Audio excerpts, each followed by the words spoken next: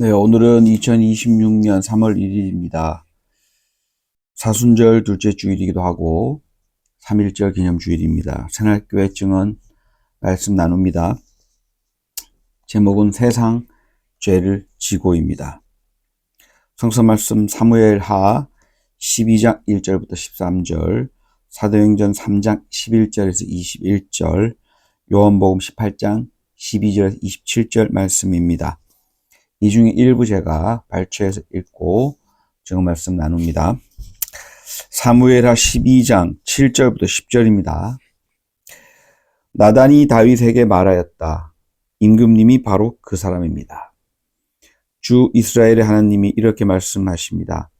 내가 너에게 기름을 부어서 이스라엘의 왕으로 삼았고 또 내가 사울의 손에서 너를 구원해 주었다. 나는 내 상전의 왕궁을 너에게 넘겨주고 내 상전 아내들도 내 품에 안겨주고 이스라엘 사람들과 유다 나라도 너에게 맡겼다. 그것으로도 부족하다면 내가 너에게 무엇이든지 더 주었을 것이다. 그런데도 너는 어찌하여 나 주의 말을 가볍게 여기고 내가 악하게 여기는 일을 했느냐. 너는 햇사람 우리아를 전쟁터에서 죽이고 그의 아내를 빼앗아 내 아내로 삼았다. 너는 그를 암몬 사람의 칼에 맞아서 죽게 하였다. 너는 이렇게 나를 무시하여 햇사람 우리아의 아내를 빼앗아다가 내 아내로 삼았으므로 이제부터는 영영 내 집안에서 칼부림이 떠나지 않을 것이다. 네, 사도행전 3장 14절부터 21절 말씀입니다. 여러분은 그 거룩하고 의로우신 분을 거절하고 살인자를 놓아달라고 청하였습니다. 그래서 여러분은 생명의 근원이 되시는 주님을 죽였습니다. 그러나 하나님께서는 그를 죽은 사람들 가운데서 살리셨습니다. 우리는 이 일의 증인입니다. 그런데 바로 이 예수의 이름이 여러분이 지금 보고 있고 잘 알고 있는 이 사람을 낫게 하였으니 이것은 그의 이름을 믿는 믿음을 힘입어서 된 것입니다. 예수로 말미암은 그 믿음이 이 사람을 여러분 앞에서 이렇게 완전히 성하게 한 것입니다. 그런데 동포 여러분, 여러분은 여러분의 지도자들과 마찬가지로 무지해서 그렇게 행동했다는 것을 나는 알고 있습니다. 그러나 하나님께서는 모든 예언자들의 입을 빌어서 그리스도가 고난을 받아야 한다고 미리 선포하신 것을 이와 같이 이루셨습니다. 그러므로 여러분은 회개하고 돌아와서 죄 씻음을 받으십시오.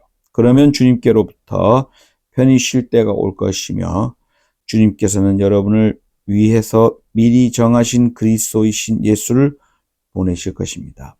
이 예수는 영원 전부터 하나님이 자기의 거룩한 예언자들 입을 빌어서 말씀하신 대로 만물을 회복하실 때까지 마땅히 하늘에 계실 것입니다.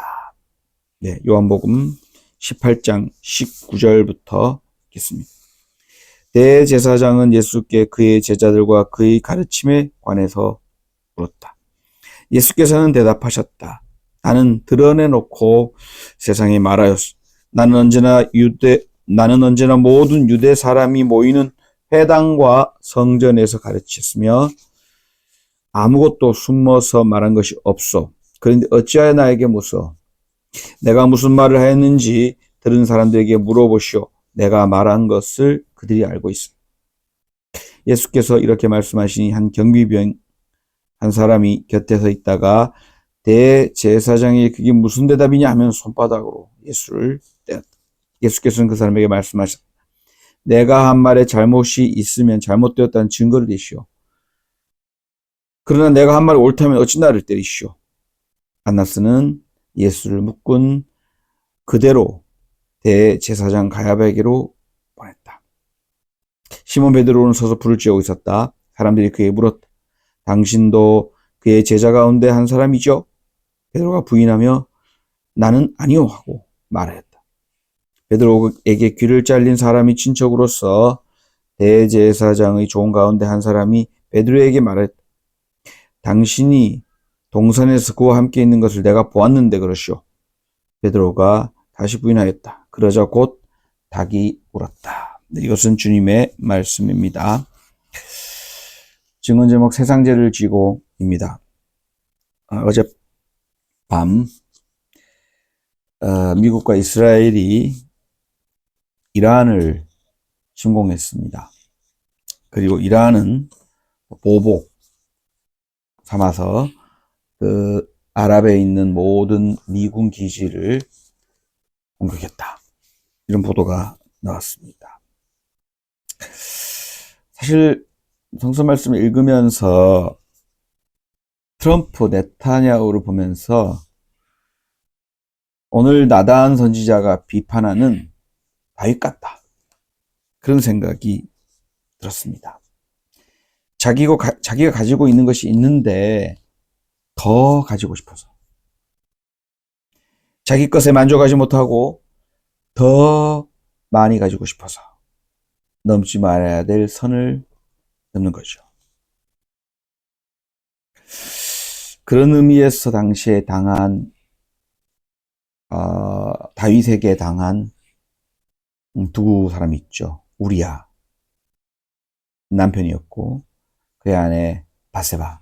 이 둘이 희생자다. 희생당했다. 빼앗겼다. 이런 의미를 성서에는 말하고 있고 내가 너에게 다 주려고 했는데 너 그거 무시하고 왜 더 가지려고 했느냐라는 비판을 나단이 하게 됩니다. 지금 시대의 이러한 민중, 테헤란에서 학교를 공습해서 학교 어린이들이 80명이 죽었다고 그거 막 절규하는 모습이 있습니다. 그 다음에 봉쇄하고 또 죽이고 있는 팔레스타인, 가자 지구의 민중들, 서한 지구 민중들. 이 사람들이 사실은 희생자이기 때문에 저는 세상 죄를 지고 가는 이들이다.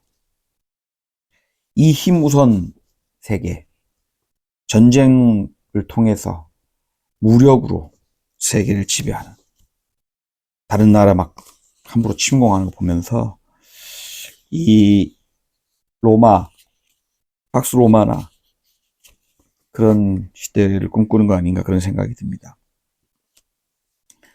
저는 감히 말하는데 하나님은 권력자 편에 서지 않습니다. 하나님은 권력을 가진 이들에 의해서 희생당하는 피해자 곁에, 희생자 곁에 그 편에 서신다.